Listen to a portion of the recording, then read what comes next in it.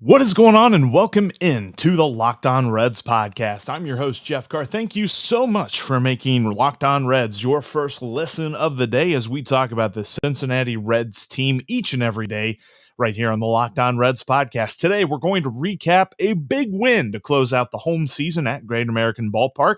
Going to talk about this White Sox series by previewing Game 1 and just kind of want to put a bow on the home schedule and what it was like getting the chance to go to as many games as I did.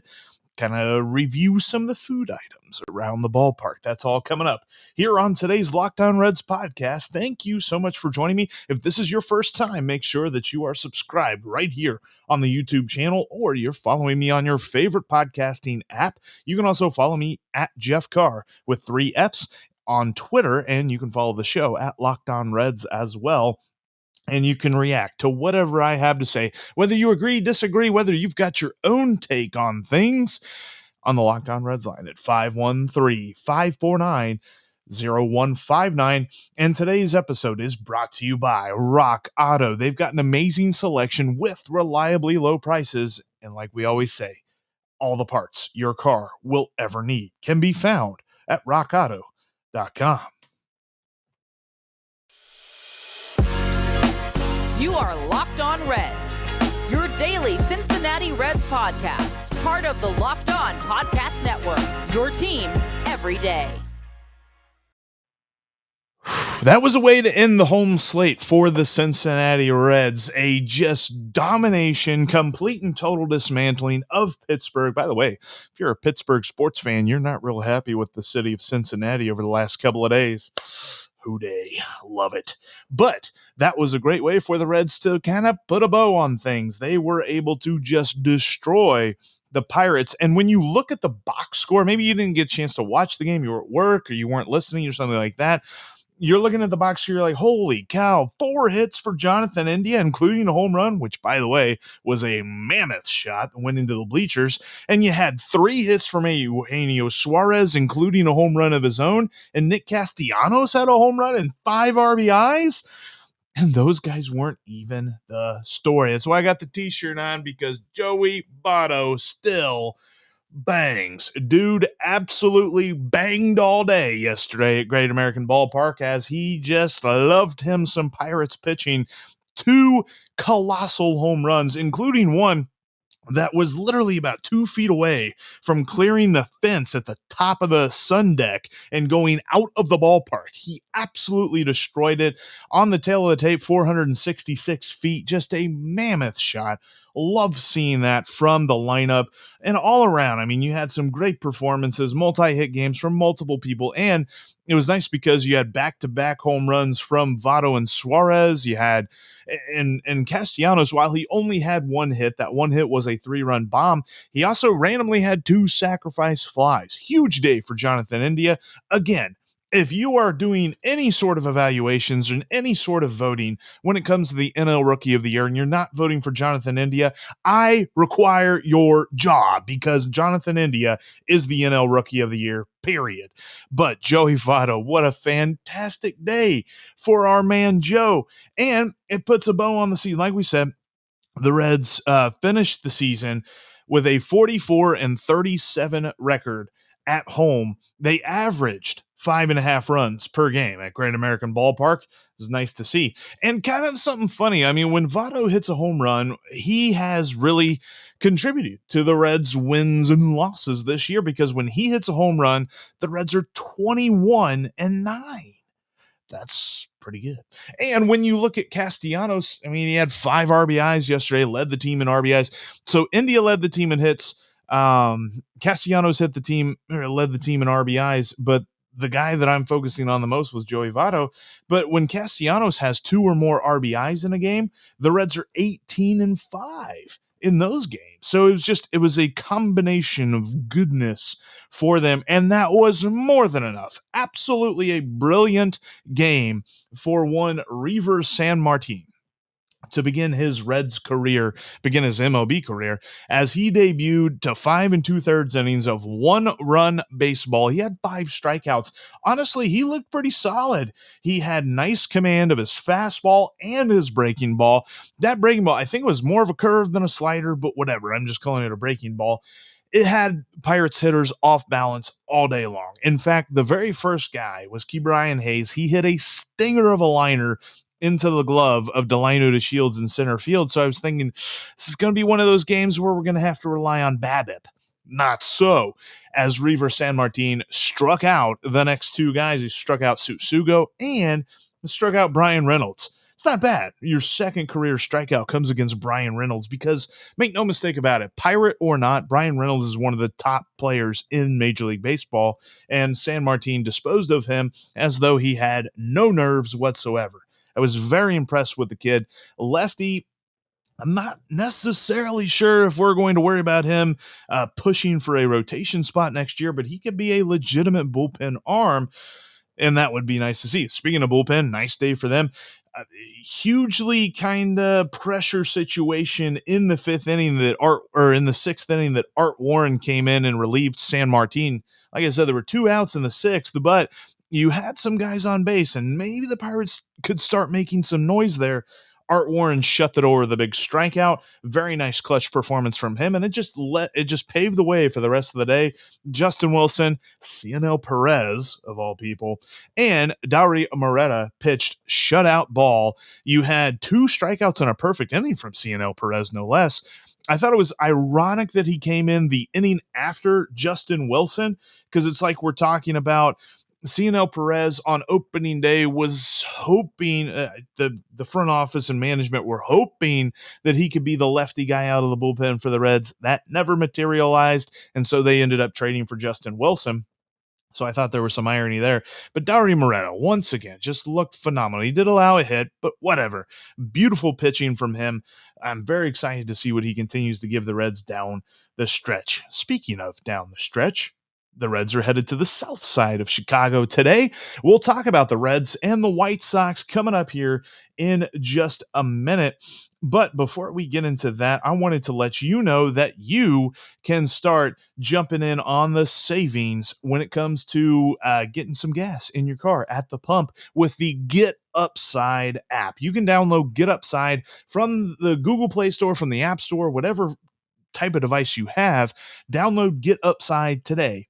It's free. And then you can put in the promo code BASEBALL for an extra 25 cents off. We're talking about almost 50 cents a gallon saved on your first fill up just by using the Get Upside app. Check it out today. Like I said, download it on your favorite device.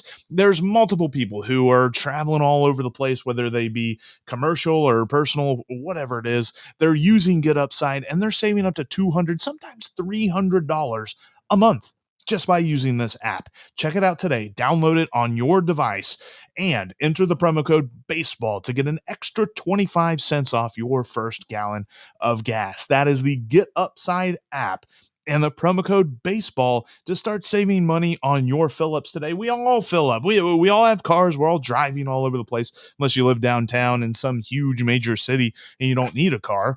But most of us do, and most of us fill up lots. Get Upside and start saving money on those fill-ups today. All right, so the Reds are taking on the White Sox today. The Southsiders, the Pale Hose, whatever you want to call them. The Reds are going up against the White Sox. And while they are an amazing team and they're currently sitting in the 3rd spot in the AL wildcard, or in the AL postseason picture, they're not in the wild card. They've clinched the division and everything. They've clinched all of that good stuff there for the AL Central. But when you look at this team, they've been playing 500 baseball over the last 20 games, 10-10, but they are 49-27 at home. They like playing at the friendly confines of, I think it's Guaranteed Rate Field. Yeah, not one of the better names for a ballpark, but whatever. They're playing pretty well there. And when you look at this White Sox team, it's a combination. They're not really like an amazing pitching team, but the hitting suspect or vice versa. They are a complete baseball team, whether you're talking about the starting pitching, the relief pitching, or their lineup. They just get it done. When you look at the lineup side of things, their 3 best hitters, number 1 is a former Red prospect, Yasmani Grandal. He has been fantastic, and mostly because his plate discipline is unparalleled in this day and age of baseball. He has 82 walks and 78 strikeouts on the season. More walks than strikeouts. There are few and far between when it comes to any baseball player that can make claim to that, and Grandal is one of them. But he puts on top of that a lot of power. 23 home runs. He has a OPS plus of 161, making that the highest OPS plus on the team. Then you've got Luis Robert, who dealt with injuries in the first part of the season. He's only played about 60-something games this year, but his OPS plus of 154 puts him right behind Yasmani Grandal. He's got a little over 10 home runs on the season. He's hitting, you're going to see the numbers whenever he comes up to the plate, like a 350 something batting average. He's getting on base over 45% of the time in his abbreviated time at the plate this year. And then lastly is the AL MVP from last year, Jose Abreu at 126 with his OPS plus. Now I'm talking about the top three hitters, not lastly. It's not as if he's the worst hitter. He's definitely not the worst hitter. These are going to be the three toughest outs for any Reds pitcher on the mound in this 2-game series, this pair. I think you should just call it a pair. Like series for 2 games sounds weird. But anyway, this pair of games up in Chicago, they are the 5th best team when it comes to Major League Baseball in batting average at 256. And they're right behind the Reds. The Reds have scored 780 total runs. The White Sox have scored 778. That makes them both 7th and 8th, respectively. But when it comes to the pitching side of things, they're pretty good too. 7th best in Major League Baseball with a 3.77 ERA, and they are only behind the Milwaukee Brewers when it comes to total strikeouts, i.e., best in the American League, 2nd best in the major leagues. They've got 1,546, while the Brewers have 1,578. Tonight, the Reds are going up against Reynaldo Lopez. I tried to practice that a million times. Reynaldo Lopez. He's a solid dude. Here recently, he hasn't been like setting the world on fire. And you're going to see, because they're going to show it up. Well, in his last start, he only pitched 3 1/3. Here's the caveat to that, though. It was a 7-inning doubleheader against the Indians, and they were up by 1 million. So it's not like they really needed to tax a guy who's going to be a starter for them in the postseason. He does have a nice last 7 games. He's not really a huge strikeout guy. He's pretty decent at it because of his high velocity fastball, but for the most part, he just limits hard contact.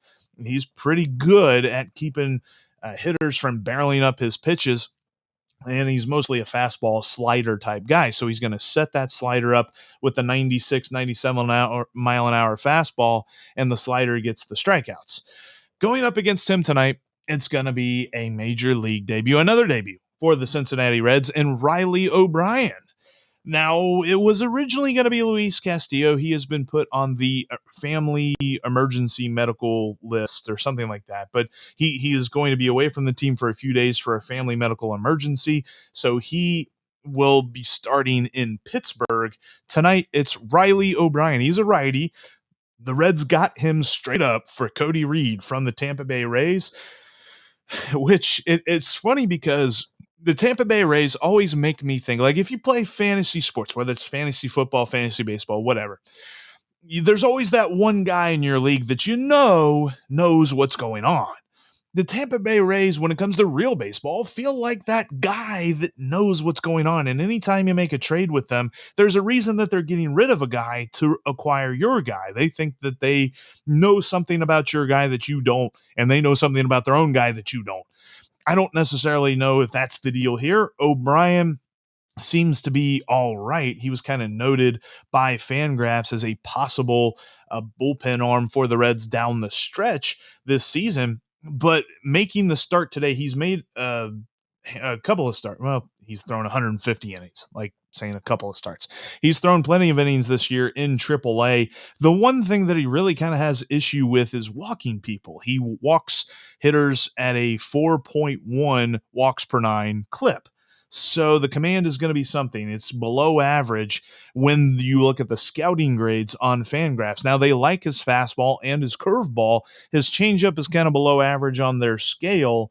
So to see what he's going to do with that is interesting. They think that if he develops it well enough, his curveball could be a plus pitch. So I'd like to see what the Reds can do with Riley O'Brien. Maybe if he's good, we can call him Riley O'Brien. Ugh. That sounds like the name of a pub. You know what? If he's good at pitching and he retires, he should absolutely open up a bunch of pubs here in Cincinnati called the Riley O'Briens or something like that. I don't know, whatever. But I like what the Reds are going to be doing here with Riley O'Brien to see what he has, if he can bring something else to the table. Like we said with Reiver Sanmartin yesterday, he could be a bullpen piece next year. Maybe Riley O'Brien could be that a possible dude to throw in the next spring training. We'll see how that all goes. But again, Fangraphs thinks that he's going to be okay. He kind of tends more toward the bullpen in his future. He's going up tonight against the White Sox, who, like I mentioned, pretty solid hitting team. So this is no slouch. I think that Sanmartin definitely got the better deal here for his major league debut as opposed to Riley O'Brien. We'll see how all of that goes, though, tonight as the first game of the pair happens. All right, coming up in just a minute, I want to switch gears. We've been talking about, analyzing yesterday, talking about talking about today's series with the White Sox and all that stuff. Let's get away from on-field stuff. Let's talk about Great American Ballpark, because unless the absolute insane happens and the Cardinals lose the rest of their games and the Reds win the rest of their games and they force a one-game playoff in which Cincinnati would host that one-game playoff between the Reds and Cardinals, unless that happens, there's no more baseball at Great American this year. I want to talk about Great American because I've gotten the chance to go there quite a bit this season. We'll break that down in just a moment. Before we break that down, though, I wanted to let you know that you can still take advantage of our offer at betonline.ag and get double your first deposit with the promo code Locked On. If you're like me and you just eat, sleep, breathe sports, and you want to make some money off that knowledge, betonline.ag is the only online sportsbook that I trust to do that with. Head on over today and set up your profile with that promo code Locked On to get 100% more on your initial deposit. I'm looking at betonline.ag when it comes to baseball. You got money lines, run lines, over-unders, great prop bets as well. Just cashed in on that total wins over 81.5 for the Reds for this season. Cha-ching, that was easy money. But I don't really have a strong feeling either way today to give you any sort of tip, but you can always check out the Locked On Bets podcast. They help you out each and every day with some money-making tips for betonline.ag. Just go over to that website, set up your profile with the promo code Locked On, get 100% more on your initial deposit, and start making some cash off your sports knowledge today. Speaking of great websites, if you're looking for your next part for your car, go on over to rockauto.com. They've got all the parts your car will ever need, and they've been doing this for over 20 years. They're a family-owned company, and they will help you find exactly what you need. If you're a seasoned pro, you know exactly what brand you need. They've got that brand for you. Or if you don't know the difference between a tail lamp and a turn light, they can help you out too. BetOnline.ag has a easy-to-use interface and people to help chat you through in case you're needing to look exactly for what you need. And whether you are restoring a classic car, maybe you've got yourself a nice old Chevelle that you're trying to bring back to the future, or maybe you've got a DeLorean, or you're trying to fix your everyday driver, maybe it's a Honda Civic. They've got parts for that car at rockauto.com. And when you go there in the checkout section in the How'd You Hear About Us area, type in Locked On to let them know that your pal Jeff sent you. That's rockauto.com, and let them know Locked On sent you, because rockauto.com has all of the parts your car will ever need. All right, this is kind of a segment where it really kind of behooves you to be watching on YouTube. I like to try to keep it pretty uniform across the board, and I will verbally describe some of this beautiful food that I'm about to show you, but I've got pictures of some great stuff because we're talking about Great American Ballpark. It's like a second home to me. I was there quite a bit this season, went to 15 games. By the way, I got to apologize. You can blame me, all right, when it comes to the Reds and not making the playoffs this year. You talk about the bullpen, you talk about the lineup going cold in September. I'm here to tell you and take full responsibility. I've been to 15 games this year. They're 4-11 when I go. I don't know why. I mean, I was there on opening day. I was there for some great games, but the Reds were 4-11 when I was there. So on the field product, not great when Jeff was at the ballpark. However, there was a lot of concessions and great things about it. Number one, Great American is one of the most beautiful parks in the country. And I've heard that from multiple opposing fans, whether they be Brewers fans. I've talked to Rangers fans about this a couple of years ago, and Cardinals fans, Cubs fans, whoever I end up talking to, they're just like, man, this park is awesome. We love coming here. Love coming to see our teams play the Reds here at Great American Ballpark. But when it comes to us home fans, we got it good, man. Great American is one of the most beautiful parks in the country. And they've got some great concessions too. Now, I'm going to start off first. You guys know that I love Frybox. It's my favorite concession stand at the ballpark. And I got to put them on blast a little bit today because this season they took a step back. This season, I felt like they just didn't have a whole lot of good stuff when it came to filling the box. They put the fries in there, sure, but felt like there was a little bit less of the toppings and it just wasn't as filling. I don't know, maybe I got fatter. That could be the case, but it felt like a couple of years ago when they introduced Frybox, you needed somebody else to help you finish it. And now you finish a Frybox in about the fifth inning, you're like, man, I need a hot dog or something. I don't know. I think they cut back, in my personal opinion. And I've also got to take an L on something. 2 years ago, before the pandemic happened, the Reds announced that one of their brand new items at the ballpark, specifically from Frybox, was going to be a s'mores Frybox. And I was all about this. This sounded amazing. This sounded like a just sort of strange, but a very interesting idea that I was super excited to get to. And then whenever we couldn't go to a game in 2020, it just built up that hype and built up that excitement a little bit more, and maybe it overhyped it. I don't know. But on opening day, I took this picture because I got this Frybox. I got the s'mores Frybox on opening day. And it could have been because it was 30 degrees outside and super cold and everybody was freezing. And the fact that the fries got cold almost immediately. But it just didn't live up to the hype for me. And most people said, well, Jeff, they put chocolate on French fries. Like, that kind of seems like a total miss. Like, you didn't even need hindsight to see that this wasn't going to work. Regular sight should have been 2020 on this and caught that. But it wasn't great. And to their credit, they did everything that they could on opening day. Like I said, it was 30 degrees outside, and they put, you see, it's got like the marshmallow drizzle and stuff on there. They put that in like a ketchup squeeze container. So they had to do everything they could just to make sure the marshmallow drizzle was even on. So I give them credit for that, but it didn't work for me. I'm sorry. I wanted it to be amazing, and I tried to hype that up because it sounded amazing. And I'm like pretty much a 10-year-old sometimes when it comes to eating. I still love eating breakfast cereal, like huge Cinnamon Toast Crunch fan, which is what they said they had on there, but it really ended up being some kind of hard thing that had a cinnamon taste. It wasn't Cinnamon Toast Crunch. I don't know what that was. It just didn't do it for me. I was disappointed in Frybox this year. I've got to admit. So, okay. Disappointing in Frybox. We're moving on because we're going to move on to the thing that I discovered that I loved unequivocally from the Great American concessions this season. It was the Ghetto Burger. That was a fantastic thing that I found. That was at the Helmet Nachos stands. And this is a thing. Okay, so the s'mores Frybox, they can get rid of that. They can forget about it for the rest of my lifetime. I don't ever need to see it again. The Ghetto Burger has got to be back next year. That was such a phenomenal thing. If you see here in the picture right here on YouTube, I'll describe it for you if you're listening to the podcast. It was a brilliant thing. It was on a pretzel bun. Number one, pretzel buns are awesome. Then the Ghetto Burger was kind of a patty of Ghetto and beef kind of mixed together. It was a phenomenal patty burger that you got on this pretzel bun with a little bit of Thousand Island sauce, a little bit of cheese, and then it had that peppers and onions mixture that you can get on like a Big Red Smoky or an Italian sausage or a hot net, something like that. And when you put that all together, it was absolutely phenomenal. Not to mention, it was only $8.